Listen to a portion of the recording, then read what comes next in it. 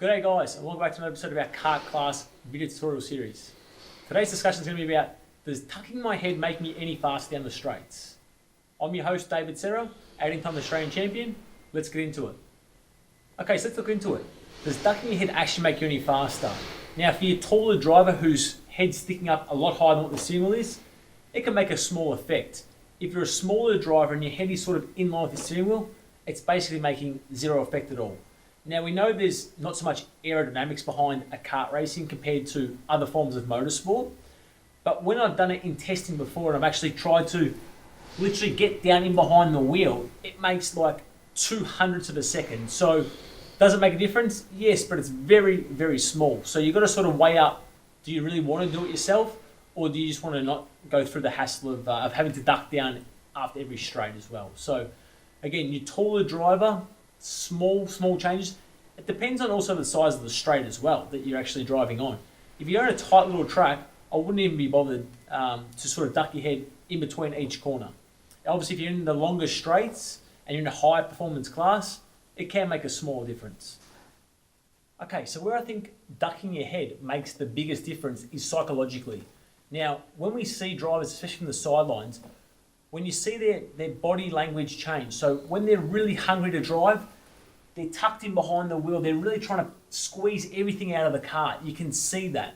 And then when they make a mistake or they drop off the pack, you can see their body language is getting quite lazy, and you can sort of tell mentally from the sidelines the driver's sort of done. They've tried their hardest and it's all over. So I would say that from a psychological point of view, ducking your head is actually a good thing because you can see the driver is pushing. And from a driving perspective, you know you're giving it your all. So if you feel like you go faster by tucking your head underneath the steering wheel, obviously you've got to keep your vision in front of you. You can't be sort of looking down while you're doing that. Then by all means, go and duck your head because psychologically that plays a big part into how fast you're going to be driving from a confidence point of view. So if you're feeling confident by doing it and you feel like you're pushing that boundary an extra half a kart under braking and all those sort of little things, then definitely keep doing it. Okay, so now the last thing I'm looking at in regards to whether tucking our head is actually going to be faster is, like I said before, the taller the driver, as we can see I'm sitting quite high above the steering wheel.